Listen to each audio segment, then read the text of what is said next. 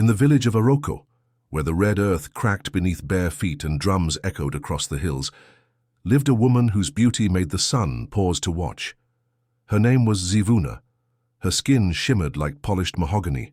Her voice sang like morning birds, and her long hair flowed like the sacred river Ezele. But the people did not cheer her name, they feared her. When Zivuna walked to the stream, women clutched their beads tighter. Children stopped playing and stared. Men avoided her eyes. No one invited her to moonlight dances or harvest feasts. Her presence made goats restless and birds fly away. And Zivuna, despite all her kindness, never knew why. She had never harmed a soul. She helped the old, gave bread to the poor, and sang lullabies to crying babies. But in Aroko, kindness could not undo fear. The villagers believed Zivuna was not born of flesh alone. They whispered that her mother had once cried beneath the moon at the edge of River Ezele, begging the water goddess Obandele for a child. And Obandele had answered. They said Zivuna carried something inside her, something strange, something dangerous, but Zivuna didn't believe such tales. She had never cried in front of anyone. She had never needed to. Her heart stayed strong. Until the night her world cracked open, the night she married Tajiri. Tajiri was the finest hunter in Aroko, tall as a palm tree with shoulders like carved stone and eyes dark as roasted groundnuts. When he smiled, women swooned. When he spoke, the elders nodded. He chose Zivuna, and she believed it was love. Their wedding was a festival. Drums thundered through the village square. Calabashes overflowed with honeyed palm wine. Women danced, with cowrie belts jingling, and griots sang praises to the ancestors. Beneath the stars, Zivuna laughed for the first time in moons. That night she felt like maybe the whispers would end. But love can be a mask, and not every smile hides kindness. When the guests were gone and the firewood embers faded, Tajiri's smile vanished too. Inside the hut his voice grew sharp. His hands, once gentle, turned harsh. He grabbed Zivuna's wrist and pulled her close. "You're mine now," he growled. "Do you understand me?" Zivuna's heart pounded. This was not the man who had danced with her by the fire. His grip hurt. She tried to step back. "Let go," she whispered. But he held tighter. "You are my wife. You will do as I say." Pain bloomed in her arm. She bit her lip, fighting back the sting in her eyes. She didn't want to cry. She had never cried before. But when Tajiri yanked her robe and spat his threats into her face, something inside her cracked. One tear slipped free. It landed softly on the woven mat.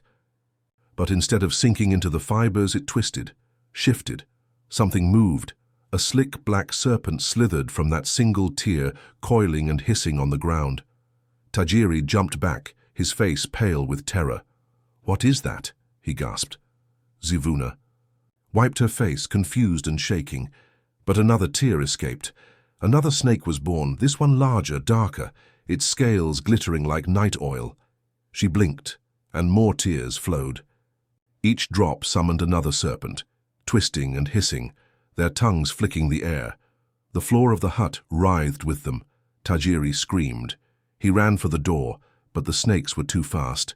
They curled around his legs, climbed his body, and sank their fangs into his skin. He thrashed, knocking over clay pots and bowls, screaming Zivuna's name. But the more she cried, the more they came. She clutched her face, sobbing, trying to stop, but the tears would not end. The pain, the fear, the betrayal. The snakes answered them all. Moments later, Tajiri's body went still.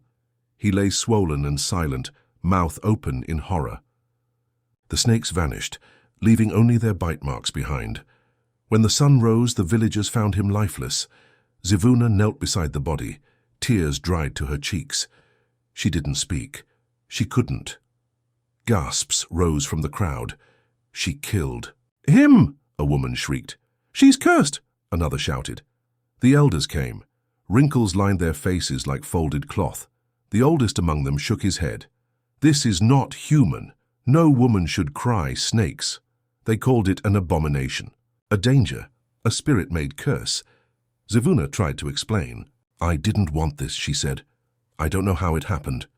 But the people stepped back, shaking their heads. They feared what they didn't understand.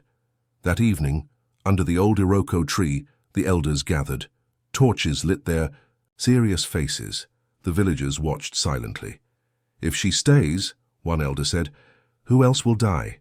The chief, his voice like cracked stone, nodded. "She must be sent away." Zivuna fell to her knees. "Please," she begged. "I am still me," but no one came forward. The next morning they gave her a bundle of yam flour, some kola nuts and a faded wrapper. Nothing more. Zivuna walked alone through the village path. The children who once danced around her now hid behind their mothers' backs. Her neighbors turned their faces. No one waved. No one spoke. She wanted to cry, but fear held her tears back. She stepped into the forest, into the unknown. The trees were tall and dark, their branches clawing the sky. Strange birds called from the treetops. Bushes rustled with unseen eyes. The wind whispered old secrets. She walked and walked. Her legs ached. Her throat was dry. As night fell, the cold bit into her bones. Her stomach growled like a wild dog. She found a hollow under a giant baobab tree and curled up, her arms around her knees. She thought of Tajiri, not the man who hurt her, but the man who promised safety. And she cried. But no tears came. Sleep took her like a wave. The next morning, golden light spilled through the canopy. Birds chirped again, and somewhere in the distance, a stream gurgled. Zivuna sat up slowly, brushing twigs from her wrapper. She was alive. But she was also alone. She picked berries, careful not to eat the red ones. She dug for sweet roots with her bare hands. She drank from the cold stream and wiped her mouth with her wrapper. She watched a lizard sunbathe on a rock. A butterfly landed on her finger. She had lived alone in the forest for many days now, eating wild roots, sleeping on a mat of woven grass, and hiding from her own sorrow. But tonight, her thoughts were louder than the wind. Did Mama know? Had her mother known what she carried in her blood? Had she hidden it? Or had she been afraid, too afraid to speak of it? Zivuna could still see her mother's smile, soft and loving, always gentle. She remembered sitting at her feet as a child, her head resting on Mama's lap while she sang. Old lullabies and oiled her hair with shea butter, but now all those memories felt twisted. If Mama had known, why hadn't she told her? Why had she allowed her daughter to walk into marriage blind and cursed? Zivuna picked up a small stone and he threw it hard into the darkness. It hit a tree with a dull thud. "I should have known," she whispered. "I should have known I was never normal." She clenched her fists, digging her nails into her palms. The anger in her chest rose like boiling water, but she forced it down. She couldn't cry. She wouldn't. Not again. Too much had been destroyed by her tears already. As the moon climbed higher, Zivuna laid down in the little hut she had built, a simple shelter of dried palm leaves and branches. It wasn't perfect, but it kept the rain out and gave her a place to breathe. In the days that followed, she taught herself to survive. She sharpened stones and spears to catch fish from a nearby stream. She listened to the rustling leaves to avoid wild animals. She learned to boil roots that once made her sick. She became part of the forest, silent, watching, breathing with the trees. But even as she grew stronger, she remained alone. She missed the smell of roasted yam in the evening. She missed women's laughter while pounding fufu in clay pots. She missed the sound of children playing and elders sharing riddles under the big Aroko tree. Now all she had was the forest and the burden in her chest.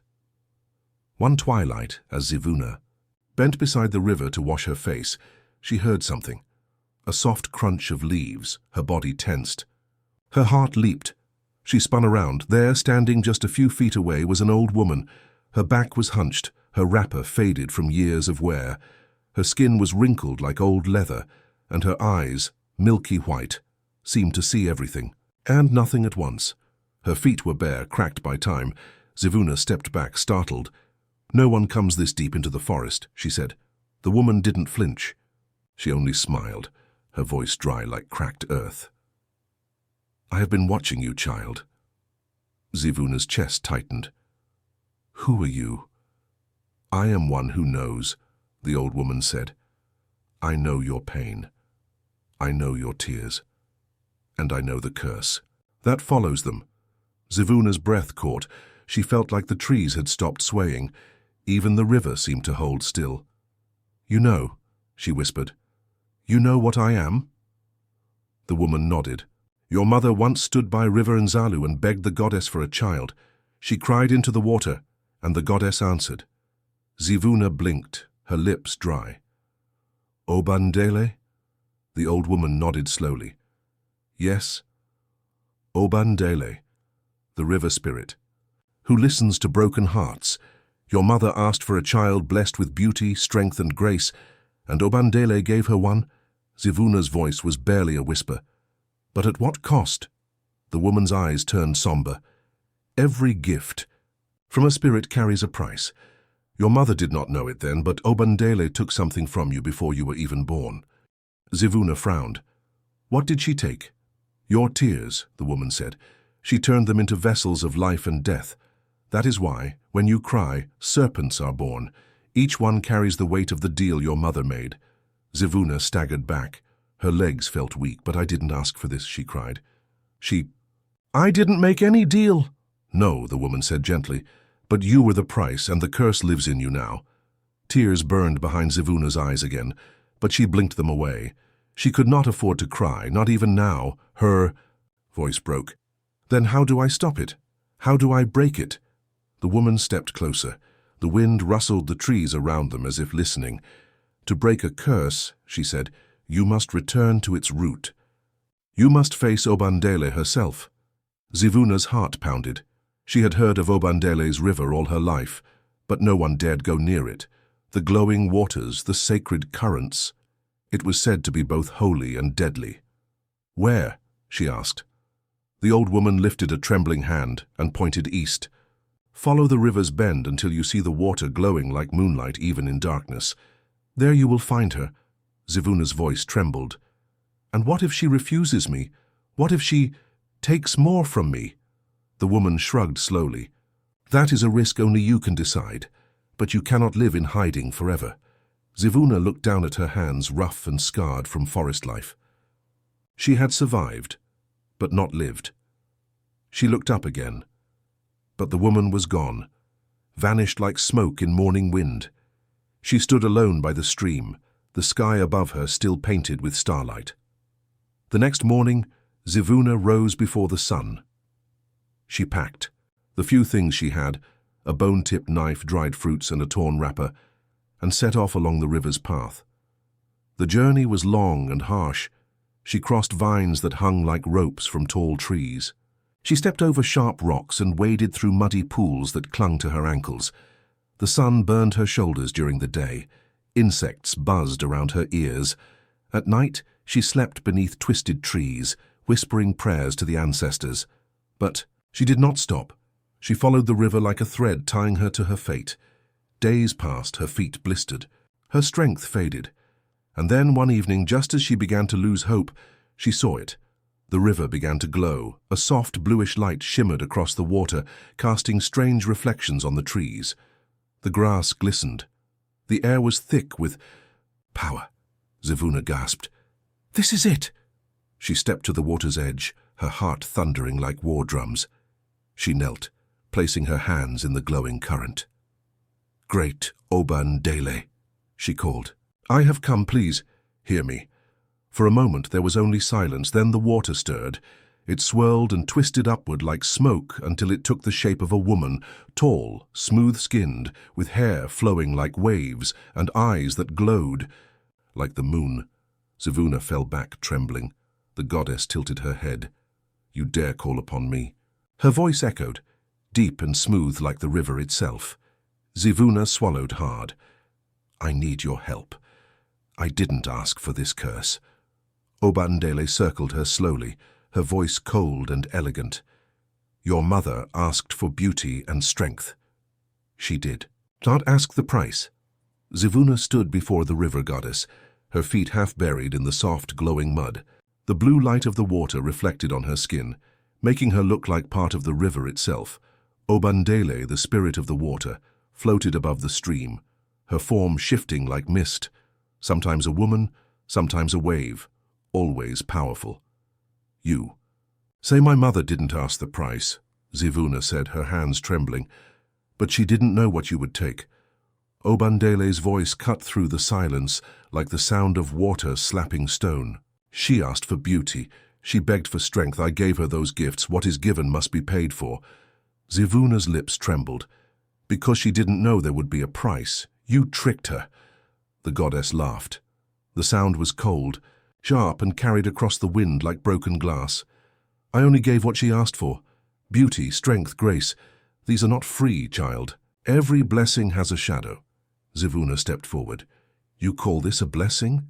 My tears don't bring life. They bring death. They destroy. Obandele tilted her head, a small smile on her lips. A gift can also be a curse, and a curse, a gift. The balance must always be kept. Zivuna's voice was soft now, shaken. Then tell me, how do I end it? How do I break this curse? The goddess said nothing for a long time. She floated above the glowing waters, her glowing eyes locked, onto Zivuna's like she was searching her soul.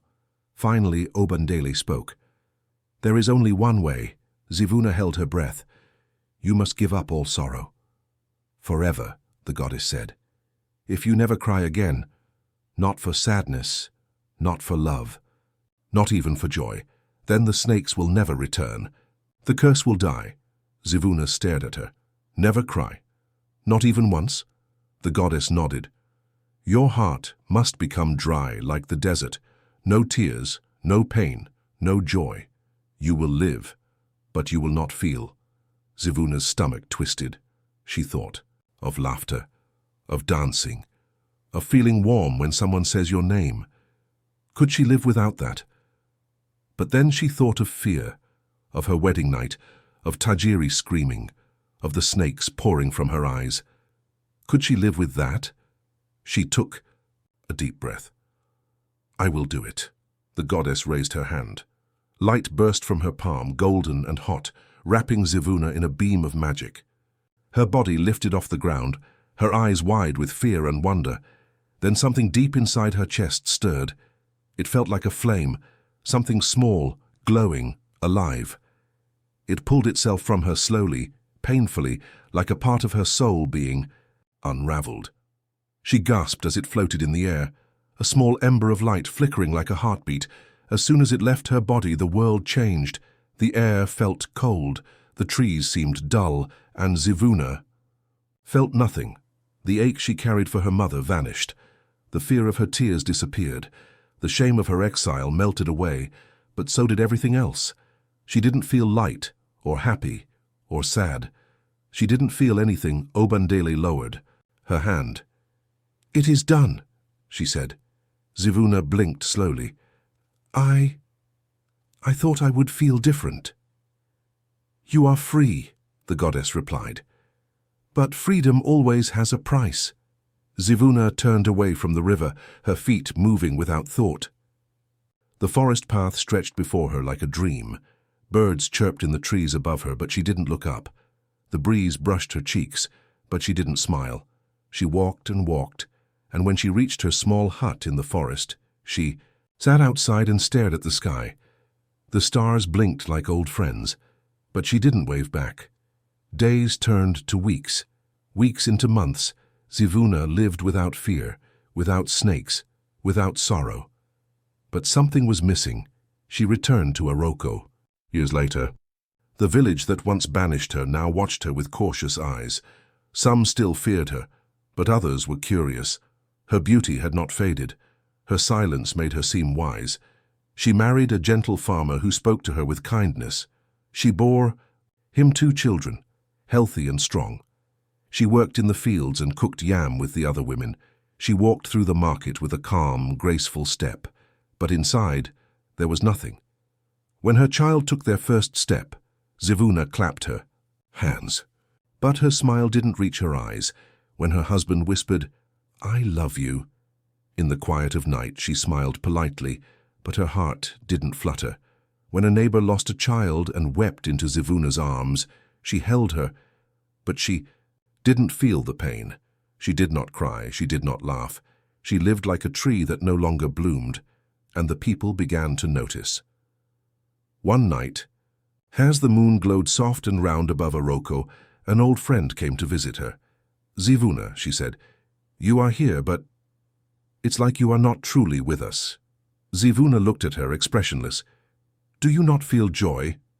Do you not feel sorrow?" the friend asked gently. Zivuna's voice was steady.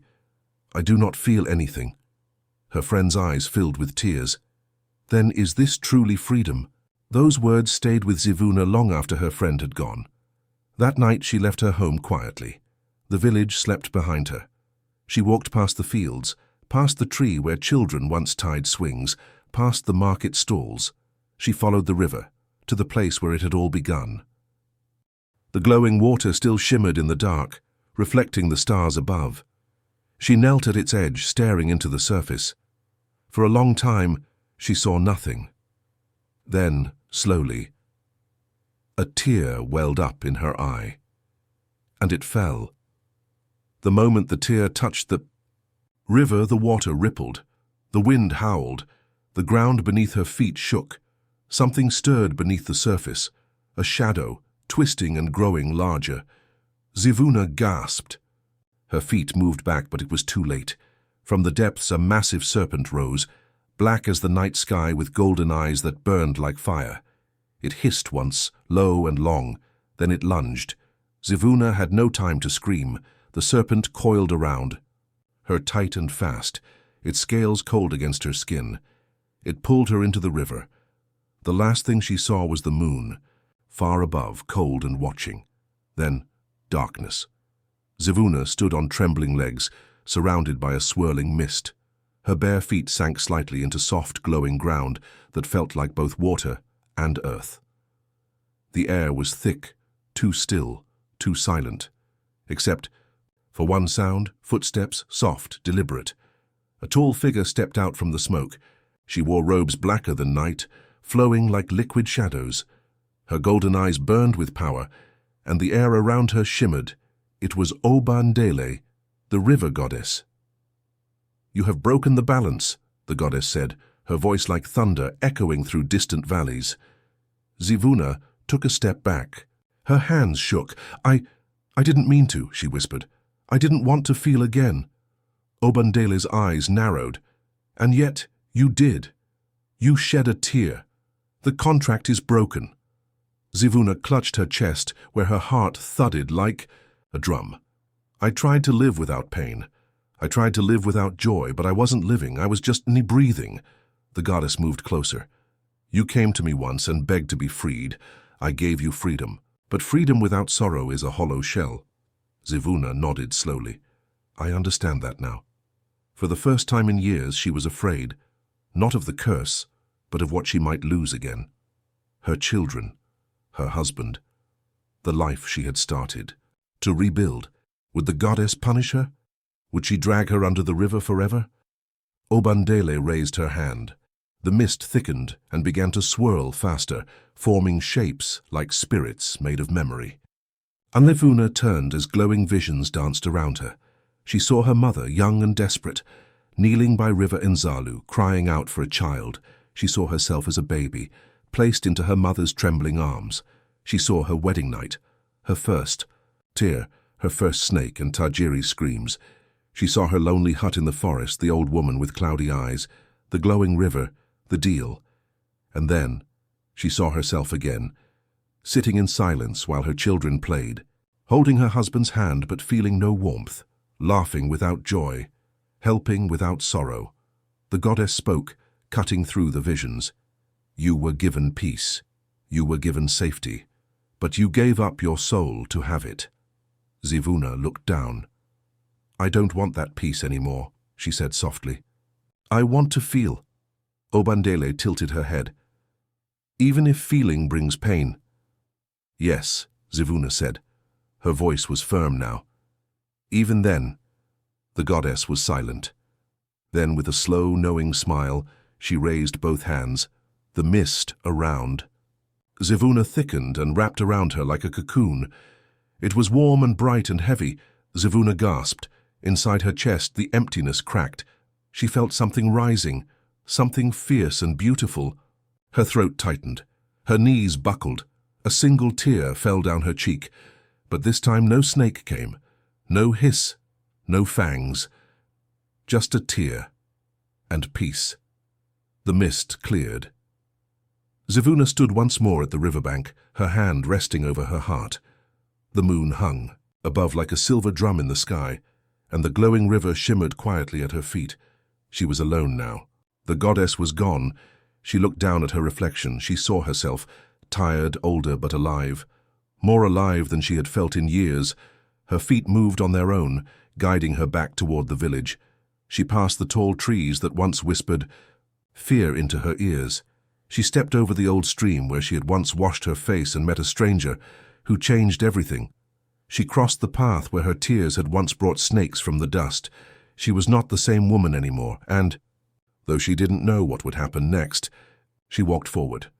The village lights came into view, flickering like tiny stars. When she reached the edge of Aroko, the people turned. A gasp swept through the crowd.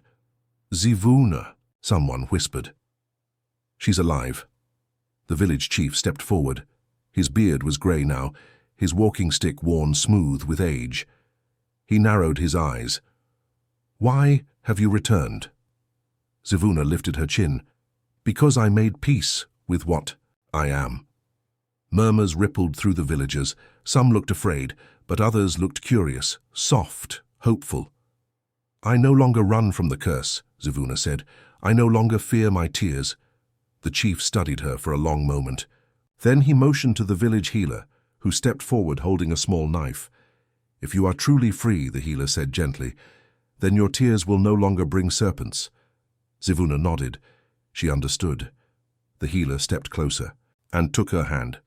He gently pressed the blade to her palm, just enough to draw blood. Zivuna gasped softly as the pain stung her skin.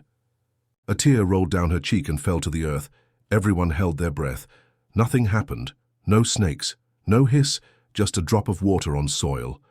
A sigh of relief spread through the crowd, like wind through grass. The healer smiled. "The curse is gone." The chief raised his staff high. "Let it be known, Zivuna is one of us again." The crowd erupted. Children ran toward her, grabbing her hands and laughing. Women rushed forward, wrapping her in cloth and hugs. Men nodded and clapped. Old friends wept. Zivuna stood in the middle of it all, her heart pounding, her eyes wide. For the first time in so long, she felt joy, real, honest joy, and it brought no danger. She was home. Days passed. Life in the village began to feel real again. Zivuna walked with the other women to the river, baskets balanced on their heads, laughter on their lips. She pounded yam with her neighbors, singing songs from her childhood. She played with the children, letting them climb her back and pull her hair. At night she sat with her husband beneath the stars, their fingers entwined, their silence soft and warm. She wept when she missed her mother. She laughed when her son told a foolish story. She cried when a friend passed away, and no snake came. She was no longer afraid of her tears. She was no longer afraid of herself. One quiet morning, Zivuna sat once again beside the same river where everything had begun, the same water that once held her curse, her sorrow, her silence. The air was gentle. The trees swayed like they were dancing. Birds chirped softly in the distance, and the wind carried the sweet scent of hibiscus and smoke from early cooking fires. She gazed into the surface of the water. At first, she saw only her own reflection, older now, her face lined with years of love, loss, and laughter. But then something else appeared. A second face shimmered beside hers in the water, a woman with glowing eyes and hair that moved like waves, Oba. Indeed, the river goddess, but she did not look fierce or cold this time. She was smiling, not the sharp smile of a trickster spirit, a true smile, soft, knowing, proud. "You have learned," Obandeli said, her voice as calm as still water. "You now understand what your mother could not." Zivuna bowed her head. "I do. I finally do." "You understand the balance," the goddess continued. "That sorrow and joy are not enemies. They are sisters. They walk together, and you must carry both if you wish to live with your whole heart," Zivuna whispered. "Thank you." Obandele nodded once, then faded like mist in the sunlight. Zivuna lifted her hand and touched her cheek. She traced the place where her tears once birthed snakes, but now it was only skin, only warmth. She was free, truly, fully free. Years passed. The villagers no longer feared her name. In the evenings, when the sun painted the sky with orange and gold, children sat cross-legged around the fire, listening to stories. Their eyes would go wide when the elders spoke of Zivuna. They didn't call her a monster anymore. They called her the woman who faced a goddess and survived. They called her the one whose tears once turned into serpents, but now carried only love. Zivuna lived a full life. She raised her children with patience. She sang to them old lullabies by the cooking fire, just like her mother. In life, we cannot run from pain, nor can we cling only to joy. True freedom comes when we accept both, to feel, to cry, to love, and to live. Zivuna's tears once brought fear, but in embracing them, she found her strength. So may we all learn to face our sorrow, not with shame, but with courage. If this story touched your heart, please give it a thumbs up and share your thoughts in the comments. Don't forget to subscribe and turn on the notification bell so you never miss another powerful African folktale like this one. More stories await you on this channel. Stories of courage, magic, and the power of the human spirit.